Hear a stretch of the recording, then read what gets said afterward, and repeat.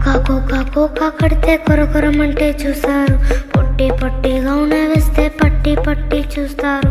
Cocoa కాదు కౌను కాదు కట్టులోన ఏముంది మీ కళ్ళల్లోనే ఎంత ఉంటే మీ మగ బుద్ధే వంకర బుద్ధి. అంటావా అమ్మవా అంటావా అమ్మవా అంటావా అమ్మవా అంటావా అమ్మవా. తెల్లగుంటే ఒకడు తెల్ల కిందులవుతాడు.